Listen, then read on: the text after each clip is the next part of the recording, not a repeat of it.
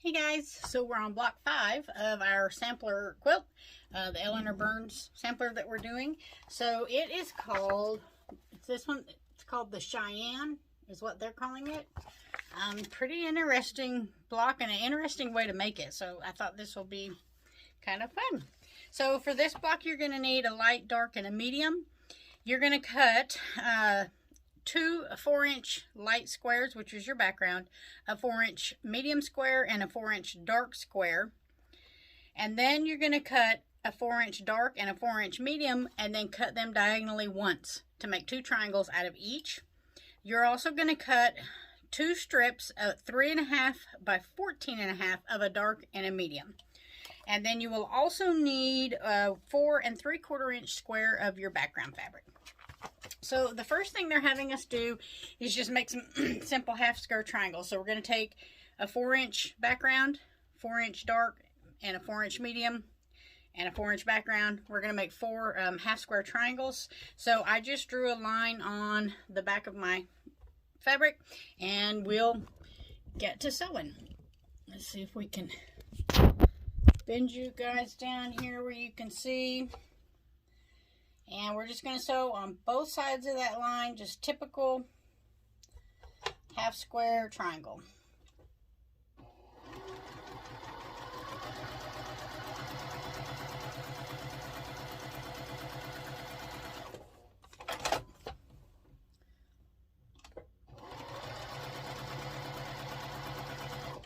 Okay, so now that we have those sewn, we're just going to chop these in half. And then square them up to 3.5 inches. So there's my 2 background and mediums, and then I'll have 2 backgrounds and darks. And then we're just going to square these to 3.5.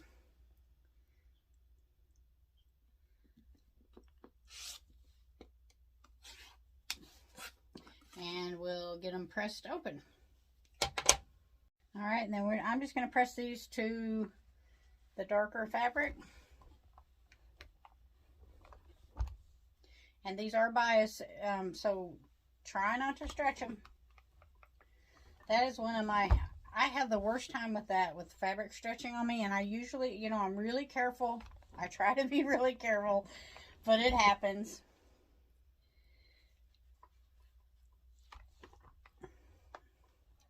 Okay, so you should have 2 of each, 2 of your dark and then 2 of your medium. I'm going to go ahead and trim these little edges off, and we'll get started on the next step. Okay, so you can set your half square triangles aside for the time being. So now we're going to work with our 4 3/4 inch center square and our triangles that we made. And what we're going to do is put the triangles on opposite sides of each other on our square. Now when you sew these on, you're going to have a little overhang on each one. So I would sew the 2 sides on and then the tops on second after you press those open. If you want to find your center, it's pretty easy just to make sure that you center them. You can eyeball it because it's about 1/4 inch over. Just fold your triangle in half, make a little crease, and do the same thing with your square, and then you'll know where to match that up at when you go to sew it. So we'll sew the sides on first. All right. And like I said, you're going to have about 1/4 inch or so overhang, so don't fret too much over it. It's supposed to do that.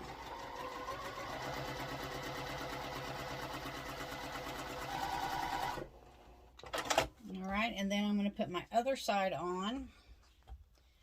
This fabric's kind of hard to tell which direction is right sides and not. So I'm just going to kind of center that on there. So we are going to trim this down, so it doesn't probably have to be exact because we are going to trim it.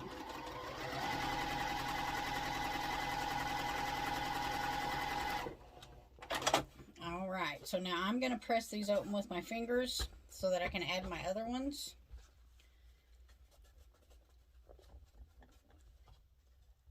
Now those triangles are going to be stretchy, so try not to stretch them out too much. And we'll just place this on there, make sure it's about the same overhang on each end, and stitch down.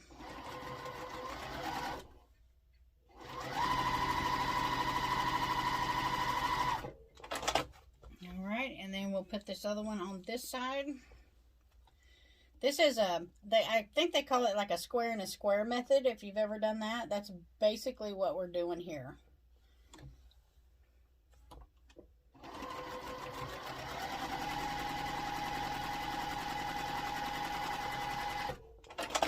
All right, so then we have those on. So this is a square and a square.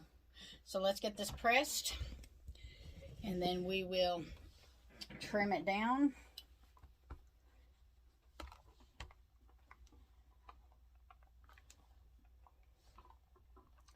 So I said it didn't have to be perfect. Mine came out pretty good though. I mean, I'm pretty good. So when we trim this down, we're going to trim it to, 6.5. So be mindful of your points here. You want to be sure to leave 1/4 of an inch so that when you're putting your block together, you don't lose your white point right there. So I would recommend, this ruler is a 6.5 inch ruler. So if I stick it on here, I've just got a little bit to trim everywhere. But what I would do, since it's at 3.5, I would take the point of my white on the top and bottom and put it on the 3.25 mark, because that will give you, 3.25 and 3.25, 6.5. So if you have that centered on the 3.25 mark, like that, and then you trim, you should be square, and be sure, you'll leave enough for all of your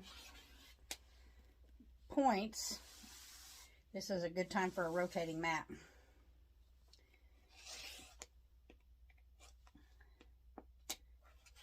I'll show you what I'm talking about. Yeah.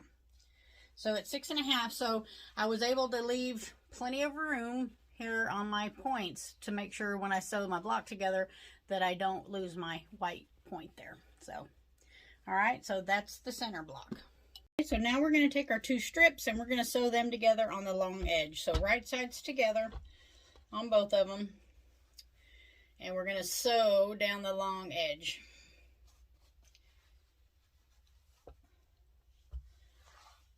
Make sure I got mine squared up. There we go. Okay. Don't stretch or pull, just simply sew. Just make sure everything's still lined up when you start going.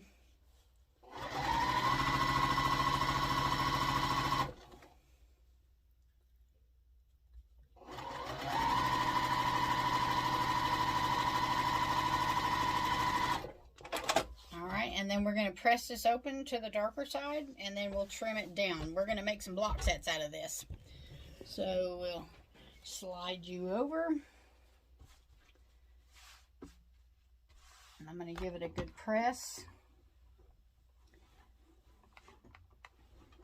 I really like this fabric. I need to find out what fabric line it is. It's really easy to work with. All right. Then we are going to cut this into 3.5 inch pieces. So let me get a longer ruler. Okay, so first we're going to clean up one edge. And I'm going to put this so it's lined up on the grids on my mat here, just for my own deal. So we're just going to take a little bit off of this edge to clean it up, and I'll have something straight to start cutting with. And then we're going to cut these in 3.5 inch sections. So 1, 2, 3. Measure twice, cut once. 1. We're going to need 4 of these sections. I believe it's 4. Yes, 4. Okay, I just double checking them. 1, 2, 3.5.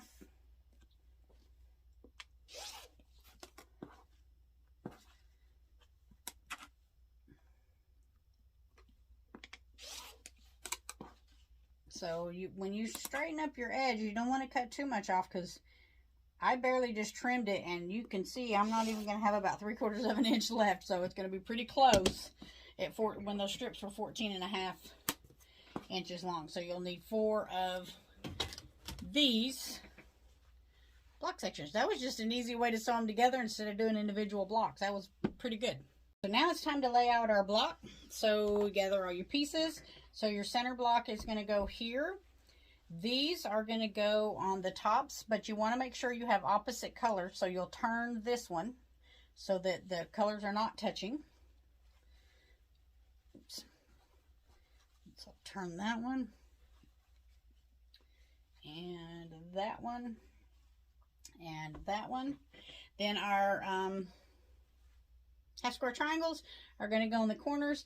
And again, I would make sure they're opposite of, you know, whatever this fabric is to give you that look. So that one there.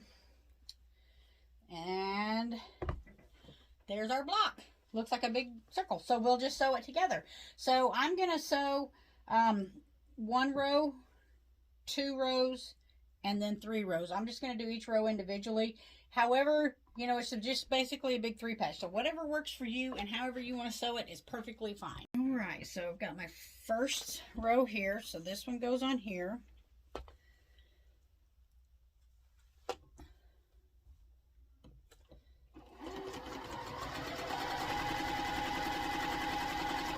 And I am going to chain piece these just simply because why not? So when you're putting your these squares, these 2 blocks on here, this center seam on here should match your point right there in the center of that one, center of your center square. And if you're not sure, you can just kind of peel it back and take a gander at it. So mine is going to be pretty much right on. So it doesn't have to be. I mean, like I said, that's just a small thing. You probably would never, somebody would never even notice it probably. It just depends on how much of a perfectionist you want to be. Me? Not so much.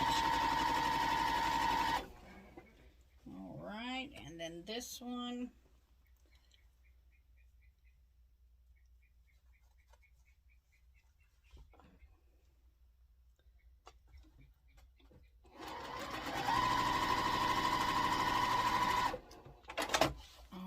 So then I'm going to open this one up and bring the next piece over. Ooh, that's kind of heavy. It's hanging down there. And we will line all this up.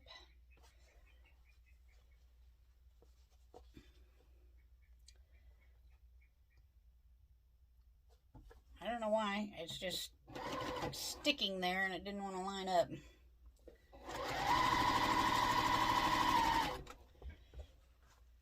Well, I guess I'm going to have to trim that apart because I did this one backwards. There we go. All right. So, I don't know. I guess I got it turned around whenever I was showing y'all the points on there. That's nothing new. That's pretty much the norm for me. I'm always turned around.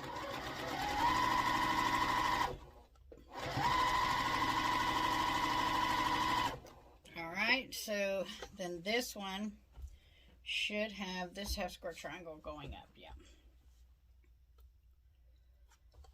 This is another easy block, but I bet it would be a really cool quilt if you just made a whole bunch of blocks like this. I'm kind of curious what the secondary pattern would be, you know, if you didn't sash it and just put all these together. I bet it would be really cool. So I'm going to make sure these all still match up and everything's opposite, and I'll just go ahead and sew these rows together. Normally, I like to go ahead and press, but for video purposes, we're just going to roll with it. So nest your seams. And if you don't press it beforehand, you can kind of make everything go whatever way you want it to go.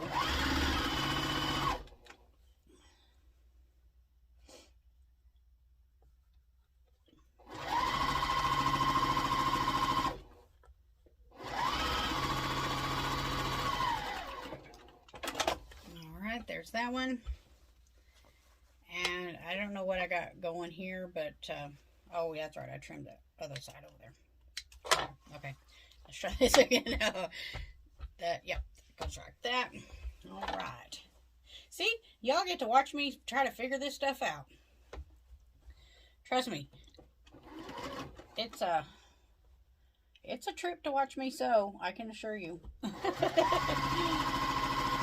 Like in real life, you know, like when I'm doing my own quilts and stuff. It's, yeah, it's interesting. I talk to myself a lot. My husband's like, what are you, who are you? Are you on the phone in there? I'm saying, nope, just talking to myself.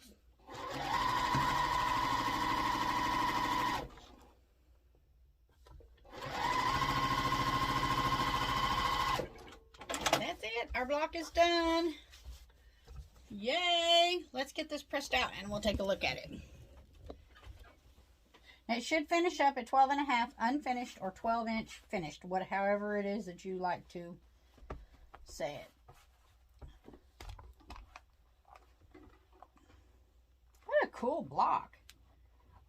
Man, some of these in this book are really, they're a lot better. When I've seen the book and was looking through it, you know, and I'm thinking, some of these are okay, some of these are not so much. But you know, now that we're doing some of these, check that out. That is really cool. What a great block. I think it would look better if my medium was a little darker, but it still contrasts good. I mean, you know, you can, but you know, if you were to put a whole bunch of these together, I might have to try to do a table runner, and then these were connected and it was going, but it's bound to create a secondary pattern. So I don't know. There's a couple of those blocks that I'm thinking I really want to do a whole quilt out of. So yeah, really cool block. So they're calling that the Cheyenne block. I don't know what that name of that is. I do know this is an older quilt block. I've seen this on some antique quilts before. What it was called before, I don't know. Maybe y'all know, leave it in the comments. But anyway, so there you go. That's block number 5. All right, so hopefully my business is really going crazy right now, so I've been super busy and haven't been able to sew much, but hopefully things will settle down in the next week or so, and then we can move on to block 6. I'm excited to get this quilt done. I think it's going to look pretty cool. All right, I'll see you guys.